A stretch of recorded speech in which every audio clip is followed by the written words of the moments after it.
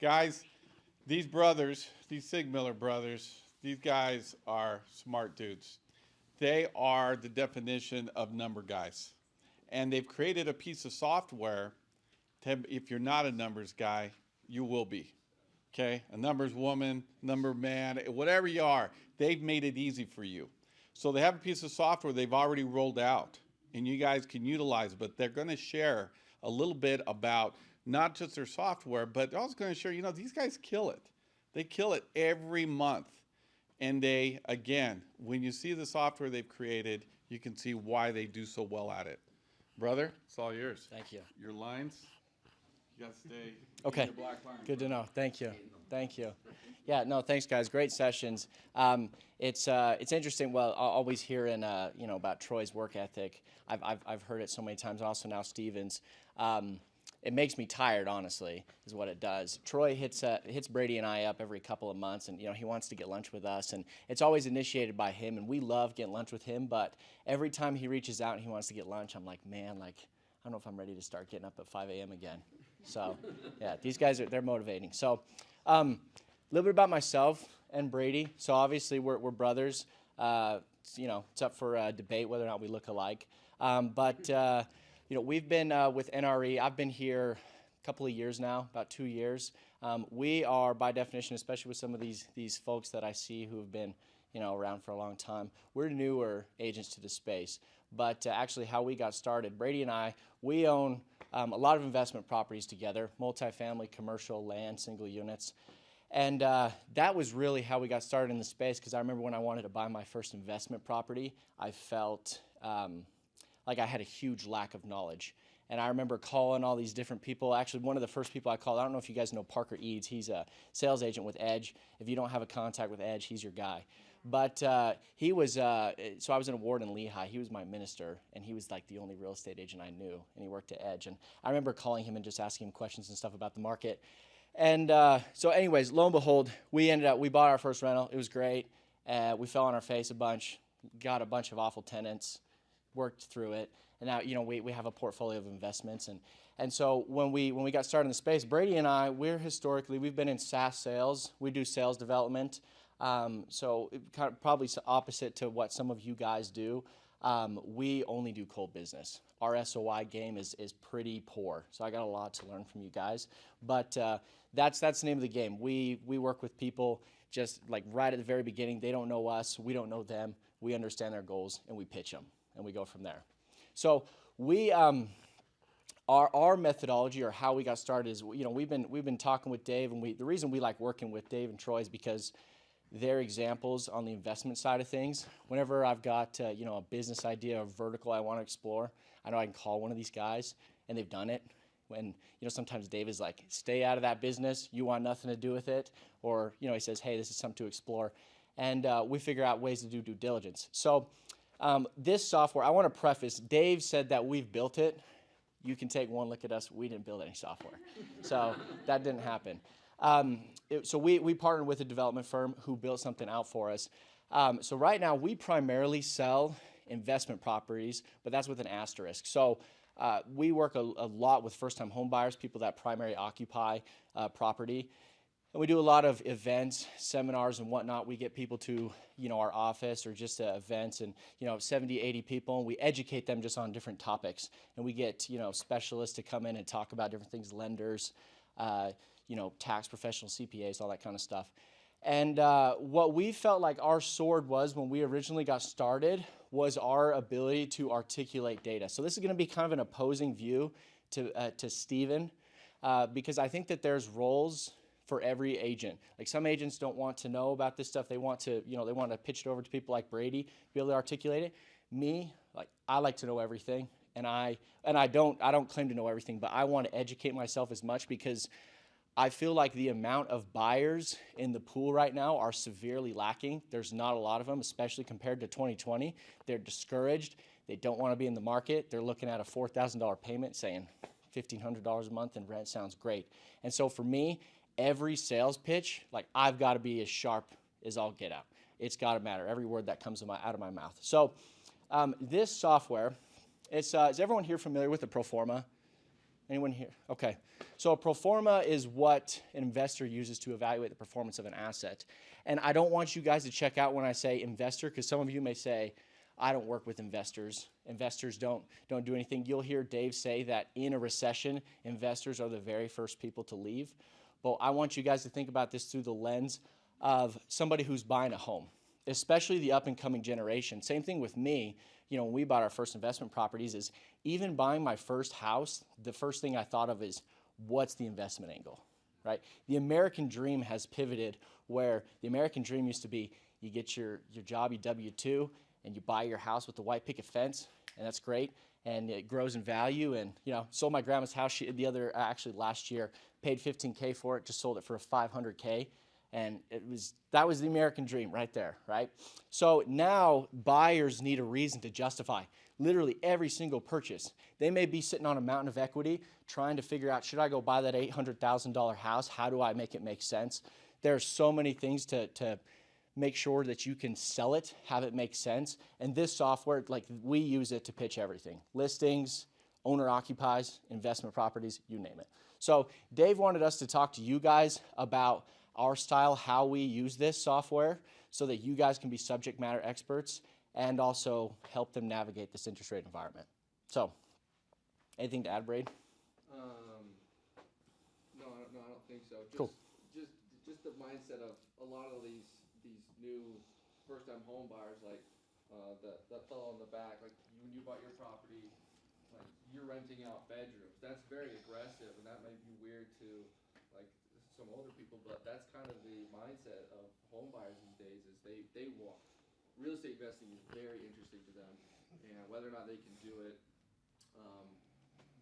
this software can help visualize that dream and help people take action to really see it through. Indeed. So we're gonna show you guys. We're gonna actually just walk through a property that's on the MLS. So right now, what we do, we do a little bit of social media, probably not quite to the magnitude and as well as some of you guys do it. But like when we're looking for buyers, we'll do a number of things. We'll use the software to advertise property that we think is a good fit, and we try and find buyers. And like I said, we predominantly work with buyers. But then also, like when we're talking with people, we want to understand what their goals are. If they just want to own a home, but they want to justify the decision, we'll show you how this works. If you have somebody who wants to buy an investment property, they want a house hack, you name it, then we'll show you guys how this can help people visualize it. So, yeah, it really could be a great content machine for you guys. If you were thinking of ways to reach out to people, if you're like, if you don't want to ask how the game was, you can plug this in and send it to people and send some real value to people. Yeah. We'll pivot to that because this kind of incorporates Troy's style. Because the biggest difference between me and Troy's friends with all of his clients. All my clients see me as a salesperson, right? And so that's probably the biggest difference on how this can help you guys build content. So can everyone see this okay? Yeah? You guys over here, can you see it? We want to fill into the middle here, and I can move this. Trello, am I going to be okay if I move this? Okay. Perfect. There's a lot of lines and stuff. I don't want to mess this stuff up here. I just don't want to. Oh, there he is. Parker Eads, yeah. So there he is, yeah. He's Yeah. We were just talking about you. He's only here to hand out his business card, so yeah. Okay. Alrighty. So everyone can see this? Good? Alrighty. So this, as I mentioned, this software was originally when we got started, we had, I'm not even going to share it. It was a spreadsheet.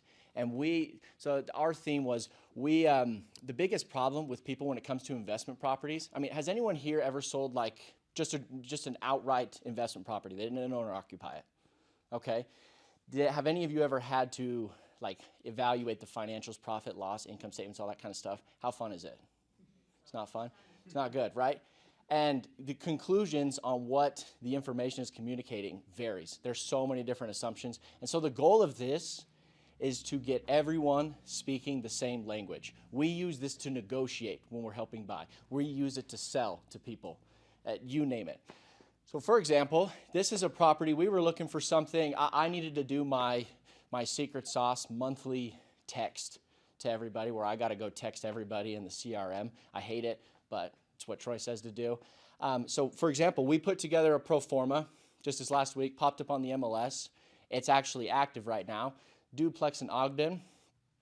So this is if somebody wanted to buy, let's just call it an investment property. They didn't even want to own or occupy it, but we're going to talk about how to help visualize that. So it's fairly rent ready. Did you guys get to see pictures of the kitchen?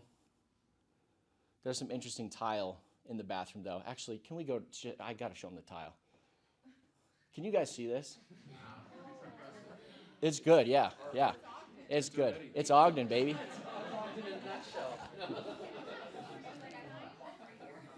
I think we had counted 8 different tiles for it, but nonetheless, fairly rent ready. We've seen this unit for the most part. It's turnkey. Maybe you wouldn't live there, but for $1,400 a month on a 2-bed in Ogden, absolutely. Okay. So and then there's another unit as well if somebody wanted to own or occupy it. And so let's go ahead and pivot over to the pro forma. Okay. So there's a lot of numbers going on here, and I'm going to explain these things because this data here, I feel like understanding this data is what is going to set you guys apart. And this is why Dave wanted us to talk about it with you guys. But for example, is anyone familiar with the cap rate? Couple of hands. What's a cap rate? It's the amount that you make at the after everything's paid. Okay, after what's paid? After all the expenses. Okay, mortgage? Mortgage, insurance, taxes. Okay, so one adjustment to that, cap rate does not account for debt servicing. So what's cool about cap rate, and this is what's awesome about this market, because for me, like every time I see interest rates go up, guess what that means? Prices are going lower, which means more deals are on the market. So for example, cap rates right now are going up. That means, so I think the best definition for cap rate is the return on investment if you paid cash for a property. Okay, so let's say Parker wanted to sell one of your buyers a condo, $350K, 5 cap. So if they paid cash for it, that's the return on investment, okay? So it would essentially be like the equivalent of putting money into a CD, right? Doesn't include appreciation assumptions, anything like that. Principal pay down doesn't exist because you paid cash for it. It's just the return on investment. Now, what's important about this, and when you guys are evaluating stuff, because when you get clients that say, I want to buy an investment property, all we hear is, man, that sounds like a pain in the butt because now I got to go underwrite all these properties that they're probably not going to buy and that they're, aren't going to look good. But when you're looking at property, cap rate kind of establishes like your baseline. If a property is going to be good, it'll tell you no matter what the financing looks like, for the most part, it's going to perform well. So even if you slap an 8% on it, 8% interest rate, you're likely going to cash flow, okay? I thought the cap rate was used more for commercial properties and the GRM, gross rent multiplier, was used for Nope, rentals. applies to everything. Simplest, like commercial real estate agents love to overcomplicate the stuff. If anyone's ever opened up LoopNet, makes you want to kill yourself. But it is the return on investment when you pay cash for a property. That's the simplest way to think of it, okay? Now, most properties right now, what's cool about cap rate is that if you find a property over 7.5 cap, if you're nice to Brady, most of the time you're going to be able to cash flow. So that's like your baseline. You can drop into LoopNet, you can get into the MLS, and they'll say what cap rates are on these properties, and that can also help you sell, a seller on why you should pay a certain amount because that's where the cap rate needs to be. Okay. Any questions on that? Just a comment. Buyers usually don't want to buy based on the cap rate. Nope. This is a refining tool for you guys to essentially filter properties that are going to be good because who's got, cash these days, right? Most of the time, people that have cash, they know what they're doing. They know what they want to buy. So it's just not super common. Now, next thing I want to point you guys to, and this is probably something you're a little more familiar with, cash on cash. So any definitions? Just the direct return on whatever cash you invested. So if you put $10,000 down, it's based off the return on that money that you invested. The guy renting rooms would know what that is. Yes, yeah. Okay, excellent. Cash on cash return on your home. Oh man, a lot. It's a lot. I need to recalculate. Okay. I didn't put any money into that specifically. Okay, you bring up a good point. So there are 0% down first-time homebuyer programs, okay? And let's say they moved out of a property and they cash flow $100 a month, or you cash flow $100 a month and you put zero money into it. What's your return on investment? 100% or 1,000. Thousands, okay? It's actually infinite. Where can they get that return on investment? They can't. It sure as hell is not Ally Bank and a CD, right? It's in a property like that.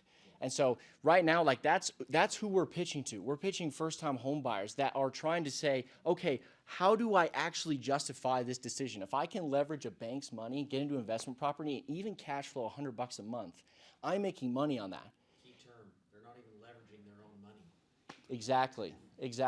And on top of that, now what if the property, let's call it a 500K property, all right? What if it appreciates 1%? What's the value on appreciation? Sorry, I keep pointing at you because you're commenting a lot. So, but what if it appreciates 1% and they invested no money in it? They made $5,000 on a what kind of investment? Zero. You guys see the power in that sales pitch? And this helps them see that. And we'll show you how you compare it, because sometimes people are like, well, what if I put 5% down? What if I put 3%? Or what if I, have a seller pay for a 3-2-1 buy down? There's all these scenarios that you can run through, and you can literally pair it. And then this is where they're going to say, man, like, I'm so glad I had, Steven or Morgan help me underwrite this property, okay? So let's scroll down. So we've got cash on cash, now principal pay down. Anyone familiar with that? Anybody? Isn't that just where how much is your principal is being paid down by the rent that you're collecting? Okay. So how many of you guys, when you're talking about an investment decision or just buying a home, which is an investment decision, as Dave Ramsey says, people's greatest asset is their home. How many of you are talking about monthly principal pay down? So a couple of people, you guys are doing it, but you're not finishing the pitch when you say you're paying 100% for rent, but on top of it, like if you've got, you got cash flow, but then also on top of it, like you're paying for a mortgage, you've got monthly principal pay down. But people have a really hard time visualizing that. And on top of it, what does it look like in 10 years? What's the principal pay down? This isn't napkin math that you can, just break it out or, open up the Zillow calculator and say, what am I making every single month? Because 18 months from now, how much money are they making every single month or saving on principal pay down? There's no way to visualize it, right? And so that's the purpose of this, because, for example, so this property, let's toggle it back to percent here. So this 9.5% cash on cash. So what's awesome about this property right now is they're going to get a double return on investment than what they'd get in like a CD. Stock market right now, 7-8%. So they're beating everything. Cash on cash return. It's money, okay? Now the second part to this, and this is why real estate will beat every single investment. Well, actually, I'm sounding like I'm guaranteeing things. I get a little ahead of myself. But for the most part, it's going to be one of the best decisions they can make. So principal pay down, this is the tenants paying for the mortgage every single month. Okay, so we take 9.5 and we add 7% together, we get 16-17%. So every single month, assuming zero appreciation, because again, going back to Brady's crystal ball, which for the time being is broken, what are things like variables that we can eliminate? Well, we know what you're going to cash flow with at least some variability, some margins built in there, and we know what your principal pay down is going to be. So without any appreciation, whether or not the property drops in value or goes up in value, you're getting a 16% return. Assuming this is worst case, so if it works worst case, it's going to work when things change. Bingo. Okay, so we're going to get into the variables here in a second, but do you guys see the power in that pitch? Now this would be like if somebody wanted to own or occupy it, but it also works if, like, let's say they just wanted to buy a single family home and move out, the same logic applies. What's their return on investment going to look like, okay? Any questions? How much is the house listed for? This one's $350. Yeah, it looks like somebody used a minus theme based on We're giving up a lot showing this property right now. So yeah. This cost me, Dave. So yeah. Just submitted an offer. Yeah. It's already under contract. It's already under contract. You owe us, Dave. Yeah. We already had 2 people look at it yesterday, so good luck. Okay, so this property, let's keep scrolling down here. It also has So the purpose of this as well, this is a tool that your clients can use, and we'll show you how. Because everyone's so fixated on monthly payment, they'll call you and they ask the question, what's my monthly payment going to be? And then you say, okay, well, let me call Brady and see what the mortgage insurance is today, or rates went up 0.12% yesterday, update rates. But this right here, then they can update that information. And what's even cooler about this is when you get people using this, I just had somebody text me during Steven's session. They literally sent me investment property. This is Raul. He wants to buy another property, Parker. And he wants to own or occupy a place, and he built out the pro forma for it. He sent it to me and said, look at how good this looks. That's how you educate your clients. Yeah, yep. And, They pitch themselves, so they can move yeah, on their own. yeah. So anyways, let's scroll up here. So I want to show you guys how that looks. So you see these, when I was talking about content, you see, click on the link that opens up the property. So you can add links to these properties. So when you're doing your monthly contact and you find a property, it kicks butt, it's got awesome performance, it'll literally just have all the information in it. So toggle back over to Rentix. There's an edit button right here on the right, and we're going to talk about some of these assumptions here. How much time do we have, Dave? Yeah, what do we got? So we have 12 minutes? Oh, damn. Okay. All right. 14 minutes. Okay. We'll move through this quick. So I've got some different loan assumptions in here. Like this is a 10% down available through Cyprus Credit Union. We've got their current interest rate. We've got their closing cost. We have is anyone familiar with CapEx, capital expenditures? So this is a 50-year-old duplex, so it's likely going to have some capital expenditures. Even like if someone's buying a new build, there's going to be some capital expenditures involved, and people want to visualize how that's going to look on a return on investment. They literally want to account for everything and feel like they're making a good decision. So we've got other things built in here, like you can change the amortization, vacancy assumptions. So like for me, when I'm pitching this to somebody, okay, average vacancy in Utah is 2%. And then we can also build in some repairs, obviously, just based off of the quality of the property. Monthly utilities, we'll have tenants pay those. But then also, oh, go ahead. Can you build in like subject to deal seller financing? Yeah, absolutely. We'll walk through that here in a second, if Dave gives me more than 12 minutes. So we've got annual rent increases, annual expense increases built in here as well, because as you guys know, that stuff goes up. So how do you visualize that? Brady alluded to it earlier. What if things do change? What if prices go up? Well, likelihood is that rent's going to go up, and you're going to just have different variabilities come into play. So, and we've got property taxes, we've got insurance. If people want to build in property management, HOA fees, I mean, you name it. Okay. So, and it will link out to your guys' individual agent profile if you want to as well. So, great sales arm for you. Any questions on the assumptions here? Can you tailor it for being Airbnb? There's a short-term rental. We won't get into that, but we built out short-term rental. That actually just released last week, so go ahead. Can you have it automate, so kind of like how the hot sheets do on the MLS, where if it's a property that hits certain cap rates or whatever, it automatically sends it to your client? I wish, and here's the problem with that. So going back to you guys that have pulled apart financials, like when you hop on the MLS, agents will upload these sloppy documents, profit and losses from these mom and pops that they're like, oh crap, like I'm going to list this property, so I got to throw some financials together. That's effectively your job. This is one of the big reasons we exist, is to essentially translate or interpret that information and communicate it to the client. Because right now, like there just isn't a good format, and the MLS doesn't necessarily mandate it. Like you can literally list a multifamily property and put $0 a month in rent on it. So you're literally just going to miss properties.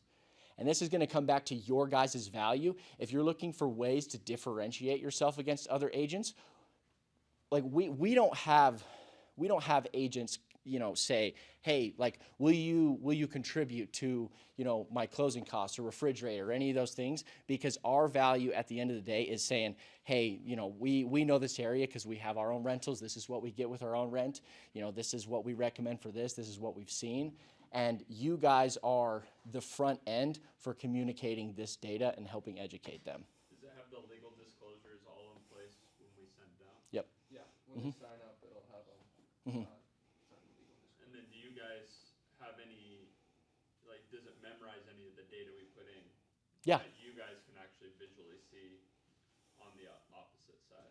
Like, can we see your properties? Yeah, so like if I took I don't know you guys, but Sure. I'm gonna assume you're gonna do good business. But like, let's say I took a slam dunk deal, threw it in there. Is there anything that's saving that data behind the scenes that could be pulled? I'd never thought of that. I mean, yeah, like, we have all the data on the back end, but we don't know how to access it. That's the programmers. Like I said, yeah, yeah, yeah, We're not smart enough. yeah, yeah. We're not gonna go after you. We're not gonna go after you. 'Cause I know Zillow does that with all their stuff and Dotloop. Yeah. Mark Zuckerberg, yeah, all that good stuff. Yeah. So we don't have any plans to sell your data yet. Okay. So yeah. Okay. So, okay. Let's pivot to scenarios real quick, and if you guys, we could talk more about some of that stuff as well. So let's adding scenarios here. Let's take a look at. Actually, go ahead and hit edit. So this is going to assume. Let's say we could get away with a seller finance deal here. Okay. So what kind of terms do we want to propose? Yeah, what are some common 10% down. 10% down. And you'll pay them $500 above what their mortgage payment is. So I don't know what. Okay.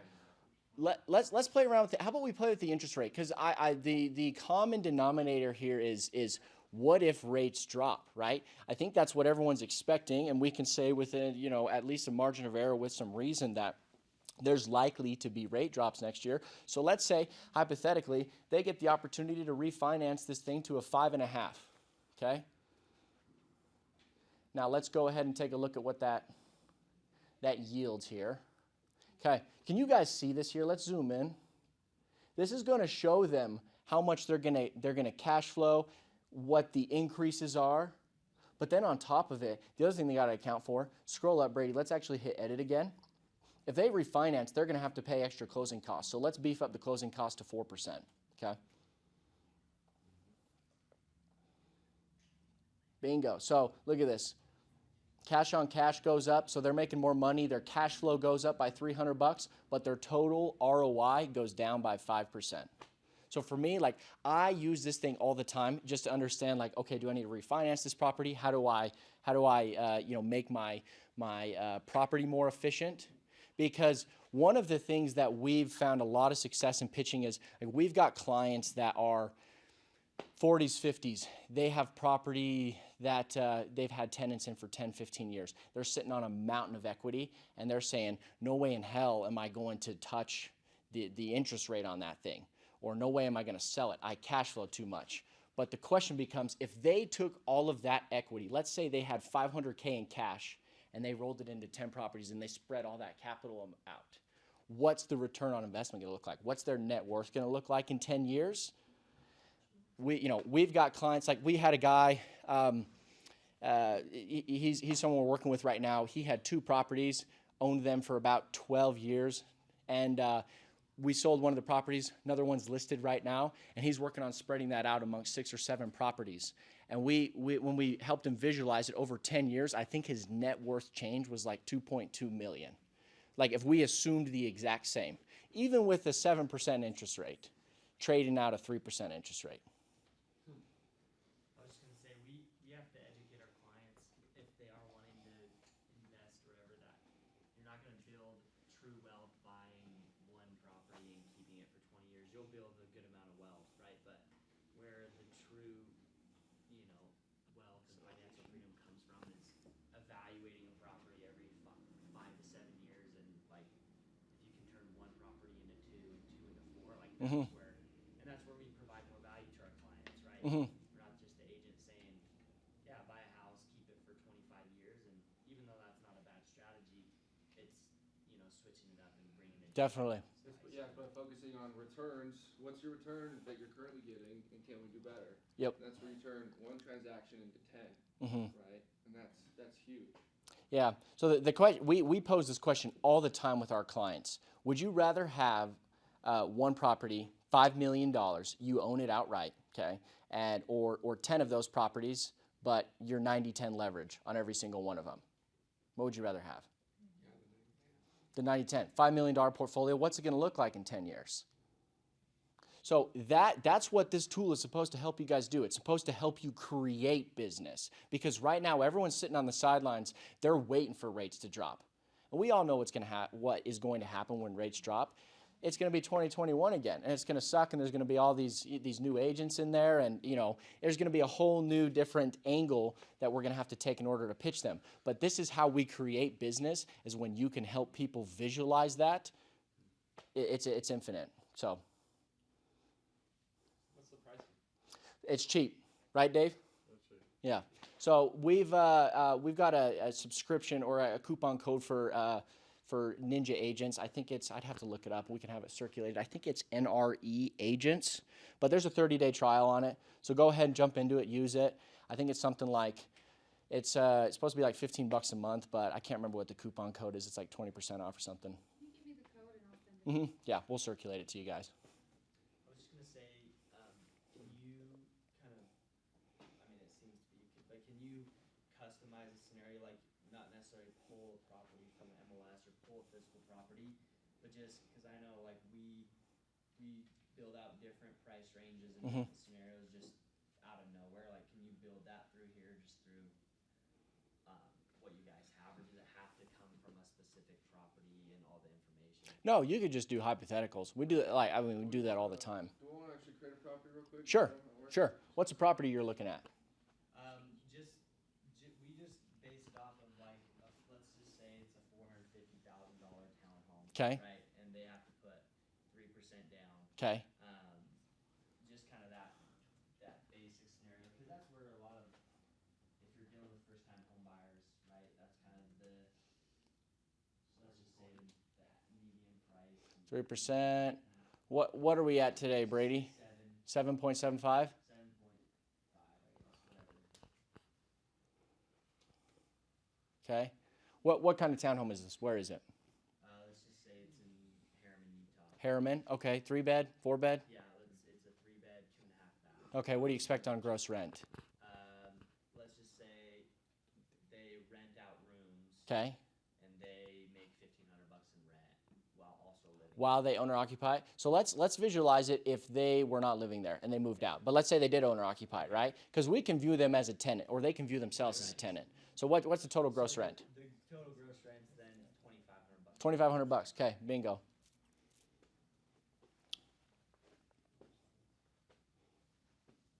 Okay, so go ahead and let's edit some of these assumptions real quick here. So it's in Salt Lake County. We got vacancy and repairs. Building some PMI on this. So let's call it $200 a month because there's for monthly utilities there. We've got PMI coming. That should be here next week. And then let's throw in some annual rent increases. 3%. Is that fair? 3% expense increases, but not the mortgage. Expense increases is just going to be operating expenses. Are you going to be able to toggle between FHA and conventional? It's not going to toggle like between those two just because it'll just give estimates. So like that's where they'll need to come back to you and say, hey, what kind of multiplier am I looking at for mortgage insurance? Because that's credit score based, right? They've got a 650 credit score. Mortgage insurance going to change. Yeah, could be fixed. Yeah. Okay. No property management, self-managed. Let's throw in annual insurance. $180 since it's just supplementary if it's a townhome, and then monthly HOA fee $100. Yeah, $135. These are some specific numbers. Yeah, this is that. Taxes is 0.65 rate Okay. for Salt Lake County. Yeah. It's actually that edge project out there in Uh-oh. There's blood in the water. Yeah. Oh wait, we better kill the closing cost on this one then. Yep. Let's X that out, right? Okay. Is this links to tax data? So if you just put an address that's not on the MLS or anything? No, not yet. No. Okay, so we got monthly cash flow here at a 7% interest rate. Okay, now this is where you guys step in here, because this is what your clients are doing. They're hopping on Zillow and they're looking at this and they're like, $1,200 loss. That's how much my rent is right now. No thanks. So let's go ahead and toggle over to scenarios. So is that just basing it off of what it's estimating your monthly? Yeah, exactly. So it creates the amortization schedule, everything. Let's go ahead and add a scenario. That's your monthly payment, yeah. Add a scenario that they did a 2-1 buy down. Okay. Can you do that or no? Yes, you can. So Since Edge is paying for those closing costs, what do we think the first? Yeah, thank you, Parker. Yeah. What kind of interest rate can we expect right now on a 2-1? Mr. Brady? So if it starts at 8%, let's just say first year to 6. Okay. Yeah. I don't know where you guys are getting these 7% rates at. You're talking to that 8. But this is he's hooking us up. He's here for the session. Yeah, we're doing inside deals. Yeah, exactly, as advertised. Yeah. Okay. So let's take a look. Now notice the cap rate doesn't change no matter what happens with the financing. Now, like, drill that into your guys' head, because that's how you can identify a successful property. Because you may look at this property and it doesn't make sense, but maybe there's an angle. If you're looking at those Edge ones, so let's say on the buy down, go ahead and edit that. I did. Let's say they finish the basement, so there's some capital expenditures, right? Say they finish the basement and they put another room down there, they can increase their rent. Okay, so CapEx, let's add $20,000 for that. We know because people finish their basement and then. I just finished one. Scroll down. Okay. What was the new rent that you were gonna have? What was that? What was the additional rent? Let's just say it's $700 a month. So 3,200. Okay. Okay, it gets closer. So now your monthly cash flow is negative $90 a month. Now, the purpose of this is to communicate what's a scenario where the property makes sense, if any. Right. And that's where, like, cap rates, that'll tell you within a reasonable margin if it makes sense. The reason we got to 5 caps is because interest rates hit 2s and 3s. Right. Like, if we threw 3% interest rate on there, I guarantee this thing would cash flow. But this is not calculating appreciation yet. It is a calculating appreciation. So, But it's still showing a $90 a month cost. so let, Projecting oh, Trello, am I going to throw it? Never mind, I can't walk out of the lines. So appreciation ROI. This is your guys', if anything, if they're trying to justify a purchase, and let's say it's not going to cash flow even with a 5.5% interest rate based off of these assumptions, is that right now we have a 5% annualized appreciation. The reason it diverts to 5% is if you took a look at the last 100 years, I think like 4.75 is the annualized appreciation rate. That includes highs and lows, 08, 2020, this last year, everything. So their return on investment with their down payment, it's 166%. Yeah. Okay.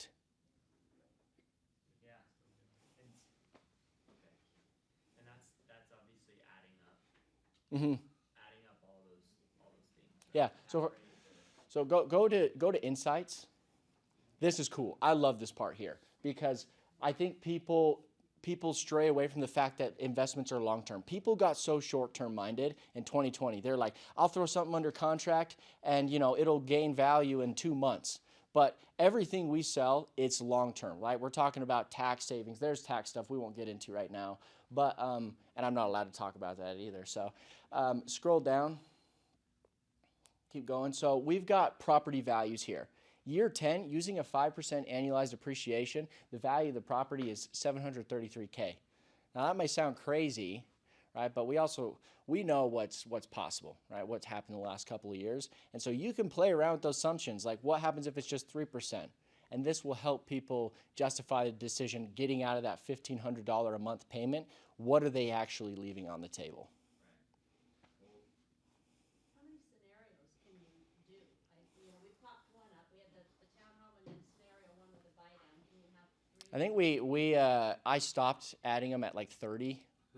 So, yeah. Can you start in the middle of an amortization schedule if you're doing a subject to deal? Like, so we will have that, like a portfolio analysis. That's coming. So, Morgan, did you have something? No? Okay, sorry. Yeah. Anybody else? Okay. Alrighty. So, again, we built this tool around our sales pitch, what we found success with. This wasn't something that we started with, and this has been a huge help to us. Like I said, it doesn't matter what you're selling. People need something to help justify this decision, especially in this environment. And so we think this tool has been great. We love your guys' feedback as well because we're developing it on a consistent basis. So we'd love to see you guys roll it out and get your feedback. So, okay. Appreciate you, brother. Oh, sorry. I have one more question. Yeah. Go ahead. Can you use it to like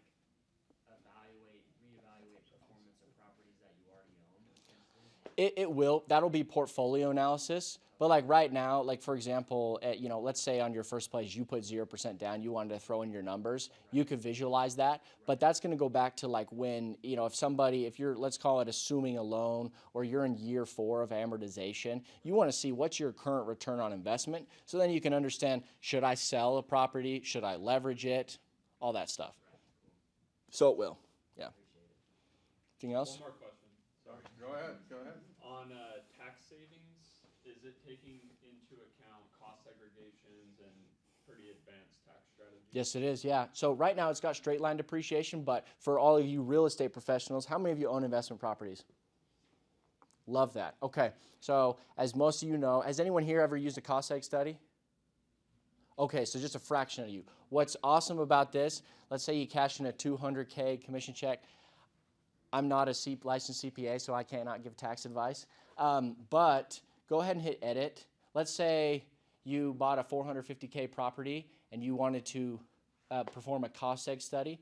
So for those of you who are not familiar with a cost seg study, it is a study performed by a CPA that itemizes the cost in a property, which allows you to bonus depreciate the assets. Take a huge loss in a single year. But what's even cooler about that is if you take that loss, Brady can add it back in and you still have qualifying income. Okay? So, for example, sorry, I didn't see what you edited. I just changed the income. To Okay, so $200K, your effective tax rate sound like 28%, yeah? Depreciable basis assumptions, let's go ahead and collapse that. So your previous tax liability, you would have paid $56,000 in taxes, but if you bought this $450K property, scroll down. So this is just assuming straight line benefits, and then if you're a qualified real estate professional, your total tax savings is $31,000.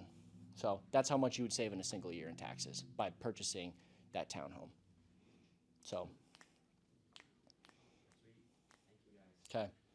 Guys, one thing we will do, because I can tell there's a lot of desire for more questions. There's the knowledge of these guys is how having this system is one thing, how it works is another, and what it means is a whole other program. We are going to have these guys do a training class for us. Maybe it's going to be 3 sections, a 101, 102, and a 103 version, again, so you guys can access and know how to use their app, because it is, I'll tell you, he brings me a lot of ideas. These brothers, their minds are always going. I love it. I love it. And when they brought this idea and they shared it with me, I was like, oh wow, this is something I've never seen. This is a tool that you guys are really going to be able to, instead of having to reinvent the wheel, make it better. This is the wheel already. So they've done that job, brother. We appreciate you. Thank guys. you. Thank you so much. Yeah. Oh, and last thing I want to add, this is, and sorry, this is super important because I think this is, if you guys do want to sell this duplex, if our offer doesn't work out, then go ahead and pivot back to Rentix. Okay, so go to Proforma. Far right. Okay, so see these 3 dots here? Okay, you can, if you guys want to collaborate with a business partner on it, you can add them to it, and it's basically like a spreadsheet. And then also go ahead and hit share link. So if you hit public, you get a link, and if you're doing your monthly Troy contact, you can send out a property and say, look at this property, it kicks butt, let's buy it. So it's great for contact like that. Anyways, sorry, Dave, left out. Yeah. That was super important. Yeah. That was awesome. Guys, we appreciate you guys. Thank you so much. Excellent work.